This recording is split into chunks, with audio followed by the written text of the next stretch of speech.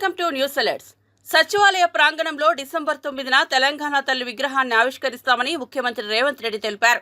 Million March తరహాలో లక్షలాది తెలంగాణ బిడ్డల సమక్షంలో విగ్రహ ఆవిష్కరణ కార్యక్రమం నిర్వహిస్తామని చెప్పారు. సచివాలయంలో తెలంగాణ తల్లి విగ్రహ ప్రతిష్టాపనకు బుధవారం భూమి పూజ నిర్వహించారు. ఈ సందర్భంగా సీఎం మాట్లాడుతూ దసరా వరకు మంచి రోజులు లేకపోవడంతో భూమి పూజ ముందుగా చేస్తున్నామని వివరించారు.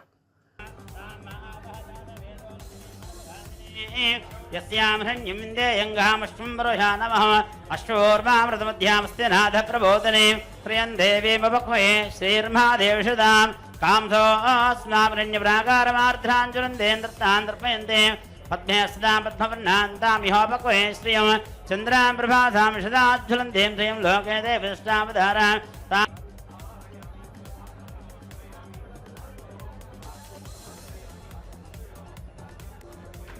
ओम या फलेरिया बलहपुष्पाया बृहस्पतिः द्रवन्देन्द्रस्याग्निश्चरास्त्रन्दारयतां ध्रुवम् ओम धनुर्धराय विद्महे सर्वसिद्धे च धीमहि तन्नो धरा प्रचोदयात्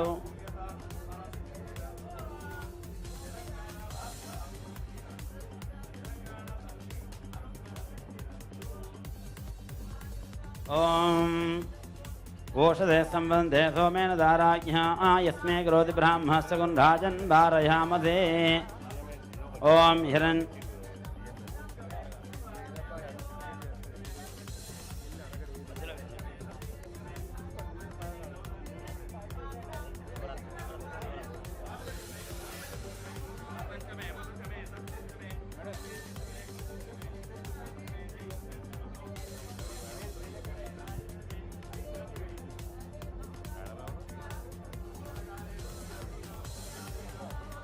पर्वदेवा विजाजलः इंद्रैवेह द्रवस्तिष्ठ इह राष्ट्रमुधारय अभिदिष्टप्रधन्यतः अधरे सन्तु शत्रवः इंद्रैवाह वृत्रः तिष्ठ अपः क्षेत्राणि सञ्जयन् इंद्रयेण वधेतरतो द्रवन् द्रवेण हविषा तस्मै देवादिभ्रवन् अयं च ब्रह्मणस्पतिः अयं मुहूर्तस्मुहूर्तोऽस्तु एतस्मुहूर्तकाले सूर्यादीनां नवानां ग्रहाणाम् अत्यंत अनुकूल्यता बलसिद्धिरस्तु.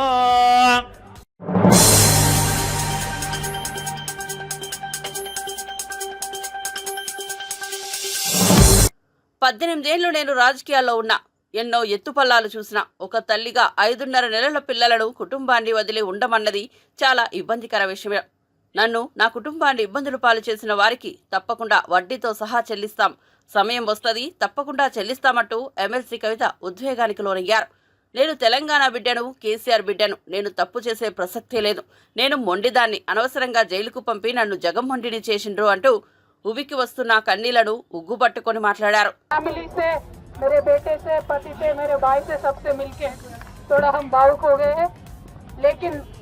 इस स्थिति का लिए जो रेस्पॉन्सिबल है वो सिर्फ और सिर्फ राजनीति है. आप सभी जानते हो, पूरा देश जानता है, सिर्फ राजनीति के वजह से हमें जेल में डाला गया है. हमारा कोई गलती नहीं है और ये जरूर हम फाइटर है, हम लड़ेंगे, हम अपने आप को बिल्कुल बेगुनाह साबित करेंगे. Thank you so much. जय तेलंगाना.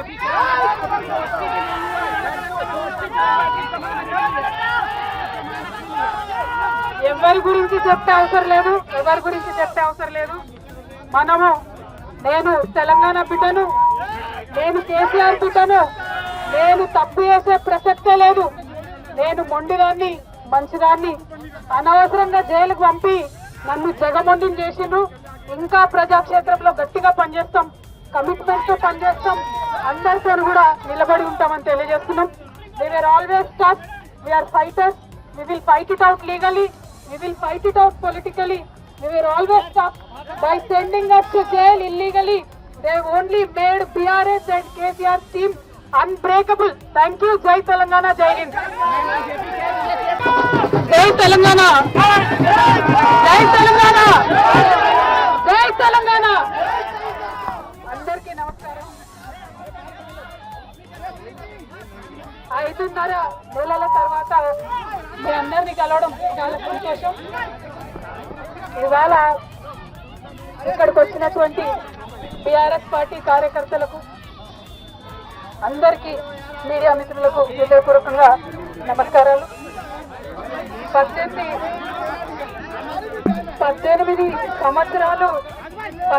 సంవత్సరాలు నేను రాజకీయాల్లో ఉన్నాను.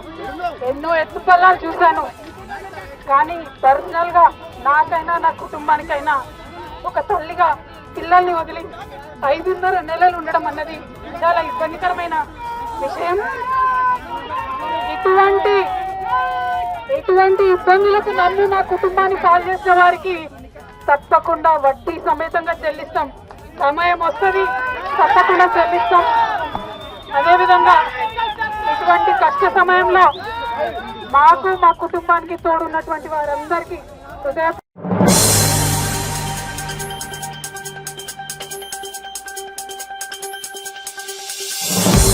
ఏపీ సీఎం చంద్రబాబు అధ్యక్షతన కేబినెట్ భేటీ జరిగింది. ఈ భేటీలో పలు కీలక నిర్ణయాలు తీసుకున్నారు. గత ప్రభుత్వం తీసుకొచ్చిన రివర్స్ ట్రెండింగ్ విధానాన్ని రద్దు ప్రతిపాదనకు మంత్రులు ఆమోదం తెలిపారు. ఈ విధానంలో చాలా అవకతవకలు జరిగాయని, సొంత వారికే కాంట్రాక్టులు ఇచ్చుకున్నారనే ఆరోపణలు రావడంతో మంత్రులు ఈ నిర్ణయం తీసుకున్నారు. ఉత్తరాంధ్ర అభివృద్ధిపై చర్చించిన మంత్రులు పోలవరం ఎడమ కాలువ పూర్తి చేసి ఆ ప్రాంతానికి నీటిని ఇవ్వాలని నిర్ణయించారు. 1286 కోట్లు విడుదల చేయాలనే ప్రతిపాదనకు కేబినెట్ ఆమోదం తెలిపింది. రాష్ట్ర ఎక్సైజ్ శాఖను ప్రక్షాళన చేపట్టాలని ఈ భేటీలో నిర్ణయించారు. ఎక్సైజ్ శాఖలో భాగమైన సెబ్ రద్దుకు గ్రీన్ సిగ్నల్ ఇచ్చారు. 22A భూముల వివాదాలపై చర్చించిన కేబినెట్ నిర్ణయం తీసుకుంది. గ్రామాల్లో రెవెన్యూ సదస్సులు నిర్వహించాలని, వివాదాస్పద భూముల రిజిస్ట్రేషన్లు రద్దు చేయాలని నిర్ణయించారు. కోర్టు ఉత్తర్వుల ప్రకారం నిర్ణయం తీసుకోవడం జరిగిందని చెప్పేసి మనం చేస్తాము. అదేవిధంగా సాగునీటి వాటర్ యూజర్స్ అసోసియేషన్స్ ఏదైతే ఉన్నాయో వాటికి 3 వారాల లోపల ఎన్నికలు నిర్వహించాలని చెప్పేసి, ఇంకా వాటిని సమర్థత ఏ విధంగా పెంచాలో, వారిని ఏ విధంగా జవాబుదారీతనం చేయాలో, ఇరిగేషన్ డెవలప్మెంట్స్ కానివ్వండి, రైతుల అవసరాలు తీర్చడంలో ఏ విధంగా జవాబుదారీ చేయాలో అవన్నీ కూడా ఆలోచించి మరి ఎన్నికలు నిర్వహించమని చెప్పేసి కూడా ఈరోజు నిర్ణయం తీసుకోవడం జరిగింది. మరి ప్రత్యేకంగా గతంలో లేని విధంగా ఈ లిఫ్ట్ ఇరిగేషన్ స్కీమ్స్ని కూడా ఈ వాటర్ యూజర్స్ అసోసియేషన్స్లో తీసుకోమని చెప్పేసి, ఓటర్ లిస్టులో వాళ్ళను కూడా చేర్చమని చెప్పేసి, చేర్చే విధంగా పరిశీలించమని మరి ముఖ్యమంత్రి గారు ఆదేశాలు కూడా ఇవ్వడం జరిగిందని చెప్పేసి మనం చేస్తాను. తర్వాత రివర్స్ టెండర్ విధానం రద్దు చేసే ఏదైతే ఉందో రద్దు చేసే ప్రతిపాదనని ఆమోదించి మళ్ళీ పాత విధానాన్ని కొనసాగించాలని చెప్పేసి నిర్ణయం తీసుకోవడం జరిగింది. ఎందుకంటే ఈ రివర్స్ టెండరింగ్ మూలంగా ఏదైతే ఘనంగా గత ప్రభుత్వం చెప్పుకుందో ఆ ఆబ్జెక్టివ్స్ని సాధించడానికి కాకుండా కేవలం తమకు కావాల్సిన వాళ్ళకి, అంటే టెండర్స్లో ఉన్న గోప్యతని విస్మరించి రివర్స్ టెండరింగ్లో వాళ్ళకి కావాల్సిన వాళ్ళకి టెండర్ దక్కే విధానంగా ఈ రివర్స్ టెండరింగ్ని ఉపయోగించుకున్నది అనేది అందరికీ తెలిసిన విషయమే. దీంట్లో ఏదైతే టెండర్స్ యొక్క స్ఫూర్తి ఉందో ఆ స్ఫూర్తికి తూట్లు పొడిచి ఈ టెండర్ విధానాన్ని తమ గుప్పిట్లో పెట్టుకుని తమ వాళ్ళకి కావాల్సిన వాళ్ళకి వర్క్లు ఇవ్వాలనే విధానంలో ఈ రివర్స్ టెండరింగ్ విధానాన్ని ఉపయోగించుకున్నది అనేది అందరికీ తెలిసిన విషయమే. అంతేకాకుండా ఈ రివర్స్ టెండరింగ్లో దాదాపు అనేక టెండర్లు సింగిల్ టెండర్స్గా కూడా వచ్చినాయి గత ప్రభుత్వంలో. సో వీటన్నిటిని దృష్టిలో పెట్టుకుని ట్రాన్స్పరెంట్గా సివిసి ఏదైతే సెంట్రల్ విజిలెన్స్ కమిషన్ ఏదైతే ప్రతిపాదించిందో, ఏదైతే నిర్దేశించిందో టెండర్స్ని ఏ విధంగా చేయాలి అని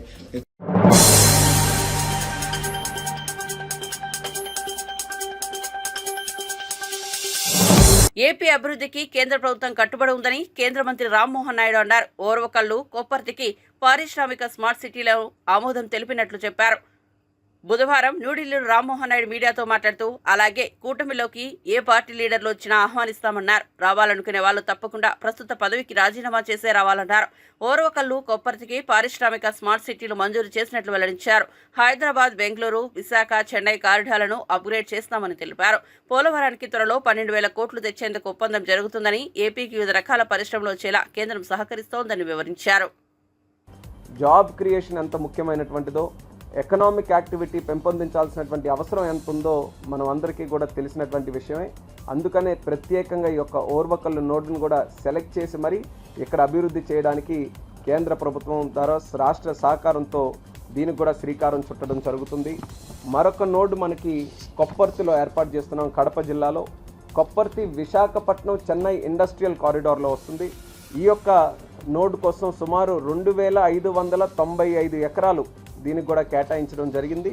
మరి ఈ యొక్క కార్యక్రమం ద్వారా ఇక్కడ NICDIT ద్వారా సుమారు 2137 కోట్ల రూపాయలు ఈ యొక్క కొప్పర్తి నోడ్లో ప్రభుత్వం ఖర్చు పెట్టి అక్కడ ఇన్ఫ్రాస్ట్రక్చర్ అంతా కూడా చేయడం జరుగుతుంది.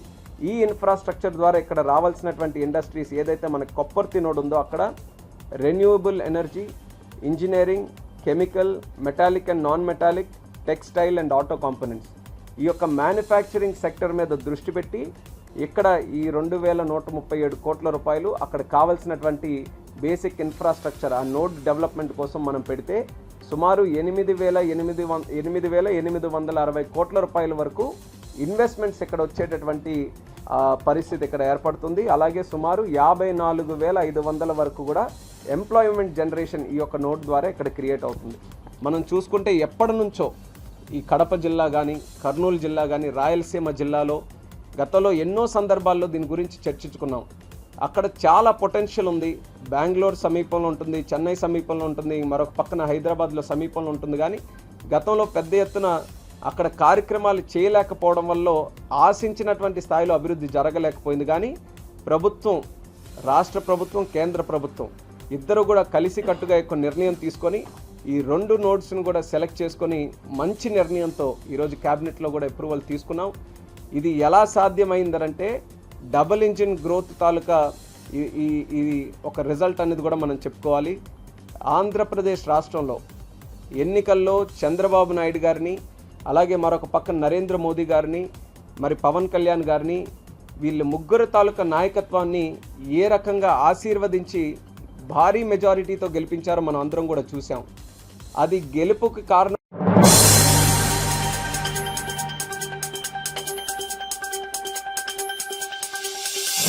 పోలవరం ప్రాజెక్టుకు కేంద్ర ప్రభుత్వం 12,157 కోట్లు విడుదల చేయడం వెనుక మాజీ ముఖ్యమంత్రి వైఎస్ జగన్మోహన్ రెడ్డి కృషి ఎంతో ఉందని మాజీ జలవనరుల శాఖ మంత్రి అంబటి రాంబాబు తెలిపారు.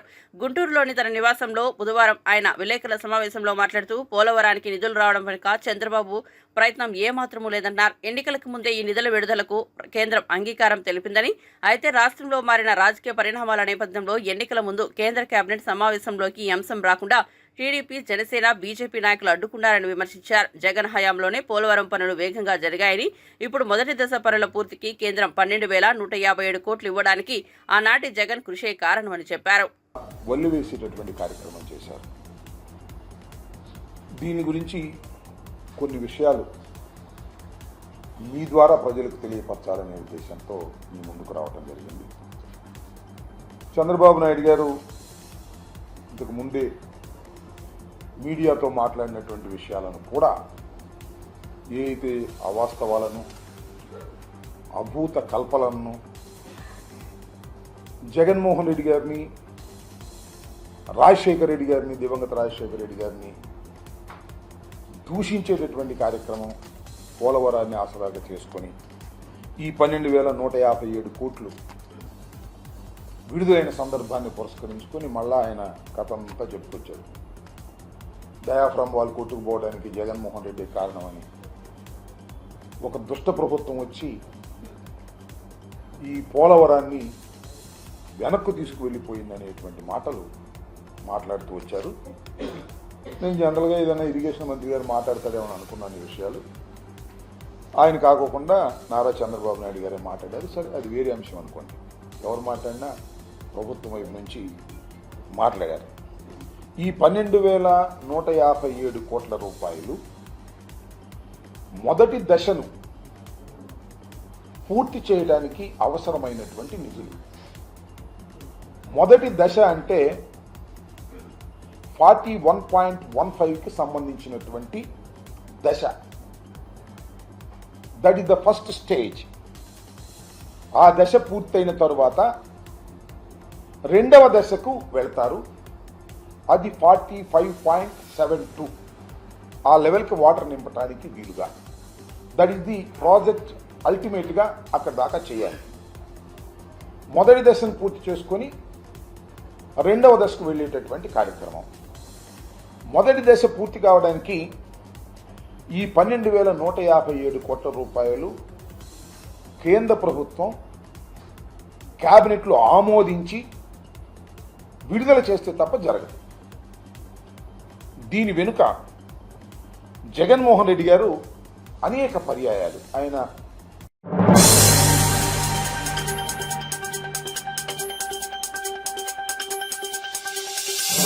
మాధవీలత ముస్లిం ముసుగులో ఎంఐఎం దాడులు చేస్తోందని బీజేపీ మహిళా నాయకురాలు మాధవీలత అన్నారు. హైదరాబాద్ లో నిర్వహించిన మీడియా సమావేశంలో ఆమె మాట్లాడుతూ మళ్లీ దాడులు జరిగితే తనలో భద్రకాలని చూస్తారని, సీఎం రేవంత్ రెడ్డి హైడ్రా పేరుతో మంచి పని చేస్తున్నారని, అసద్ అక్బరుద్దీన్ కూడా భూకబ్జాలు చేశారన్నారు. చాలా ప్రాంతాల్లో వర్క్ బోర్డు భూములు కబ్జాకు గురయ్యారని పేర్కొన్నారు. మీద అంటే బండికి ఒక మనిషి వేసుకోండి చాలు, పోని ఇద్దరొద్దు. ఇద్దరిని వేసుకుంటే 40 మంది, ఒక్కళ్ళని వేసుకుంటే 20 మంది దుండగులు ఎంఐఎం వాళ్ళు వచ్చి ఆ రక్షాపురం మెయిన్ రోడ్ చౌరస్తా మీద అమ్మవారి గుడి ఉంది, ఊరి పొలిమేర దేవత గుడి. అలా 2 విగ్రహాలు ఉంటాయి, జంట విగ్రహాలు. ఒకటి భూలక్ష్మి అమ్మవారు, ఒకటి నల్లపోచమ్మ అమ్మవారు. ఒక పెద్ద బండరాయితోటి ఆ తాళం పగలగొట్టి లోపలికి వెళ్ళి ఎంఐఎం దుండగులు అమ్మవారి భూలక్ష్మి తల విరగ్గొట్టేసి ఇంకొక అమ్మవారిని నడుము దగ్గర నుంచి విరగ్గొట్టేసి ఆ రాయి అక్కడ పడేసి వెళ్ళిపోయారు. ఆ వెళ్ళిపోయే వాళ్లకు మనం ఇంత హోంగార్డులు పోలీసులు మన సంరక్షణకున్నారు అని మనము మభ్యపడుతూ ఉంటాం. కానీ ఆజం అనే ఒక home guard driver, patrolling vehicle driver వీళ్లను సురక్షితంగా అక్కడి నుంచి తరలించేశాడు. తమాషా ఏమిటి అంటే ఇది కేవలం ఒక 50 గజాల దూరంలో మాత్రమే ఉంది రక్షాపురం పోలీస్ స్టేషన్ కి. 50 గజాల దూరంలో ఉంటే గుడి పక్కననే 3 కెమెరాలు ఉన్నాయి. ఎంఏ జ్యువెలర్స్ ముందు కూడా ఒక కెమెరా ఉంది. ఈ దుండగులు పరిగెత్తుకుంటూ వెళ్లి యాజమని హోంగార్డ్ డ్రైవర్ వాళ్ళని తరలిస్తే వాడు ఎంఏ జ్యువెలర్స్ సందులో నుంచి వెళ్ళిపోయారు వాళ్ళు. ఇంత అరాచకాన్ని పెట్టుకొని ఆశ్చర్యకరమైన విషయం ఏంటంటే ఒక పిచ్చోడిని తీసుకొని వచ్చి, ఎంత నిర్దాక్షిణ్యం చూడండి. పిచ్చోడిని తీసుకొచ్చి, నిజంగా వాడు పిచ్చోడే అనుకోండి, ఆ తల్లి ఏడుస్తోంది. ఏడ్చే తల్లికి హిందూ తల్లి ముస్లిం తల్లి ఉండదు ఇక్కడ. ఆ తల్లి ఏడుస్తోంది, పిచ్చోడు నా కొడుకు, వాడు ఏం చేయగలుగుతాడని. నిజమే కదా? అంటే పిచ్చోడు ఇంత పర్ఫెక్ట్ గా అడ్రస్ ఎత్తుక్కొని ముందు ఉన్న షాపులు ఏమీ పగలగొట్టకుండా చాలా తెలివిగా ఏదో ఒక చోట ట్రైనింగ్ వచ్చినట్టుగా వాడు తాళం మాత్రమే పగలగొట్టి వాడితో పాటు ఇంకొక 7 మంది ఉన్నారని నిన్న ఒప్పుకున్నారు. ఈ 7 మంది తలకాయలు పగలగొట్టకుండా చూడండి ఆ పిచ్చోడికి ఎంత చక్కటి ట్రైనింగ్ ఉందో మరి పాపం. అమ్మవారి గుడిలోకి వెళ్లి కేవలం అమ్మవారి విగ్రహాలను మాత్రమే తుణాతుణుకలు చేసి లోపల దేవాలయాన్ని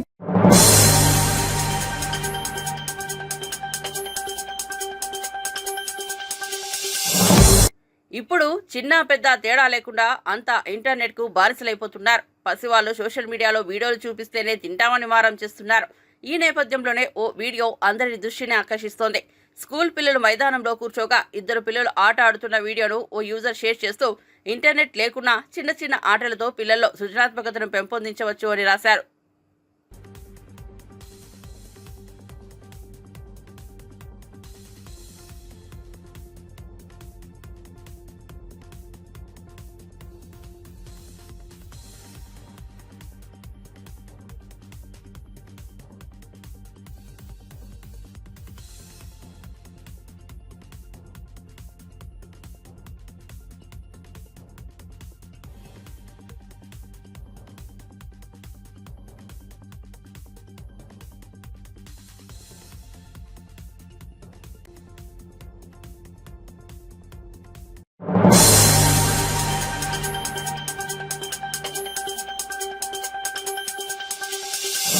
మంత్రి పొన్నం ప్రభాకర్ బుధవారం వేములవాడ రాజన్నను దర్శించుకున్నారు. బుధవారం ఆయన ప్రభుత్వ విప్ ఆది శ్రీనివాస్తో కలిసి వేములవాడ శ్రీ రాజరాజేశ్వర స్వామి వారిని దర్శించుకుని ప్రత్యేక పూజలు నిర్వహించారు.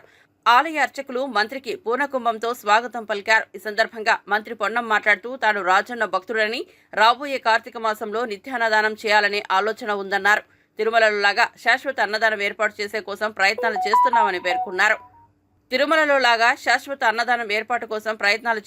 పేర్కొన్నారు. దక్షిణ కాశీగా పేరుగాంచిన వేములవాడలో కోడెల రక్షణపై సీఎం ఆదేశాలతో గోశాల ఆధునీకరణ చేస్తున్నామని తెలిపారు. భక్తుల సౌకర్యార్థం వసతి గదులు నిర్మాణం చేస్తాం. తెలంగాణ రాష్ట్రం మంచి వర్షాలతో బాగుండాలని రాజన్నను వేడుకున్నట్లు పేర్కొన్నారు. నేను ఆది శ్రీనివాస్ గారు జిల్లా అధికారులందరం కలిసి తిరుమలలో ఏ విధంగానైతే నిత్యాన్నదానం ఉంటుందో వేములవాడలో కూడా చాలా కాలంగా మా ఇద్దరు సంకల్పం అది. మేము భక్తులందరినీ హృదయపూర్వకంగా కోరుతా ఉన్నాం. ఎవరెవరైతే దాతలు ఉంటారో వారు మానసికంగా సిద్దమైతే రాబోయే కార్తీక మాసంలో నిత్యాన్నదాన కార్యక్రమాన్ని ప్రారంభించాలనుకుంటా ఉన్నాం.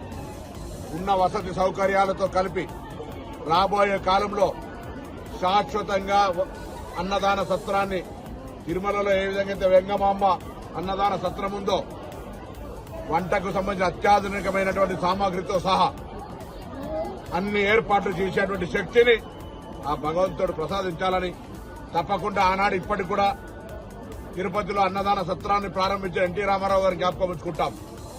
వేములవాడలో కూడా ఆ ఇన్ఫ్రాస్ట్రక్చర్, ఆ బంగ్లా ఇవన్నీ నిర్మాణం చేయడానికి గౌరవ ముఖ్యమంత్రి గారిని కూడా చిరకాలం జ్ఞాపకం ఉంచుకునే విధంగా ఆ నిత్యాన్నదాన సత్ర భవన నిర్మాణం ప్రభుత్వం తరఫున చేసే విధంగా మా ఇద్దరం కలిసి ఆ ఏర్పాటు చేయడానికి సంకల్పం తీసుకున్నాం. అదేవిధంగా ఈ కార్తీక మాసం నుంచే నిత్యాన్నదానం ప్రారంభం చేయాలి. పురుటి నొప్పులున్నా, ఎన్ని కష్టాలు వచ్చినా అందరూ సహకరించాలి. అనేక మంది స్వచ్ఛంద సంఘాలు సేవ చేయడానికి తిరుపతికి వివిధ దేవాలయానికి వెళ్తారు.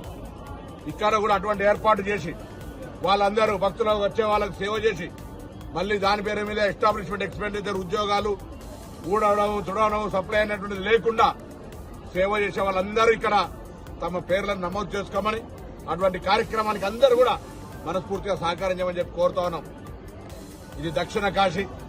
ఇక్కడ చాలా పెద్ద భక్తులు కోడెలు కట్టేస్తారు.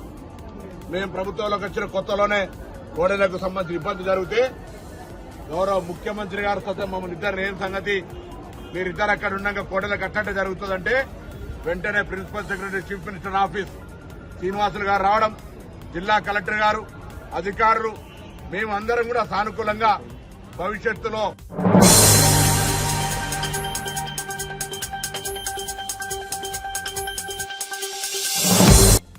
తెర వెనుక బీజేపీ బీఆర్ఎస్ ఒకటేనని, ఎన్నికలప్పుడే డ్రామాలు ఆడతారని టీపీసీసీ మీడియా కమిటీ చైర్మన్ సామా రామ్మోహన్ రెడ్డి అన్నారు.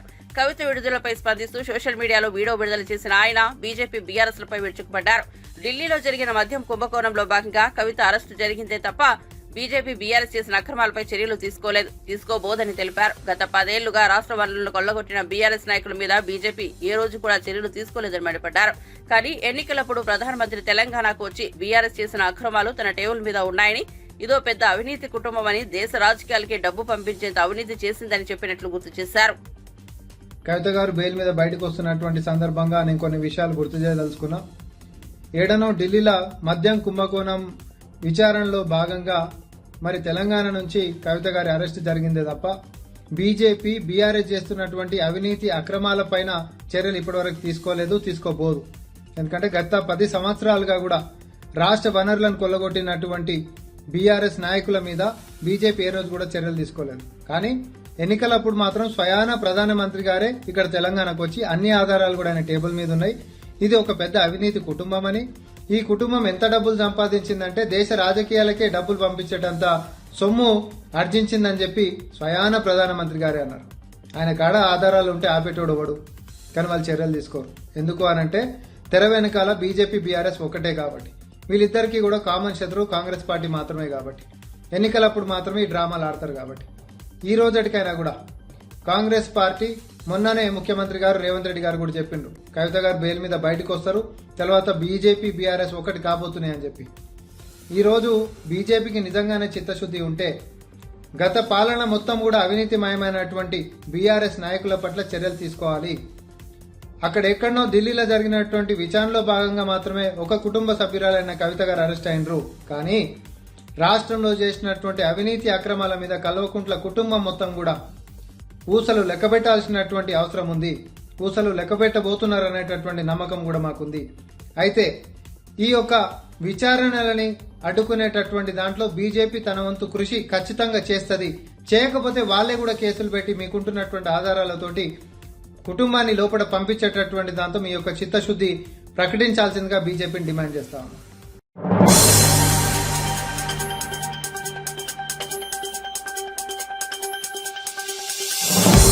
అల్లు వారసుడు ఐకాన్ స్టార్ అల్లు అర్జున్ పై జనసేన నేతలు విరుచుకుపడుతున్నారు. ఒకరి వెంట మరొకరు మీడియా ముందుకొచ్చి మాటలు తుల్లుతున్నారు.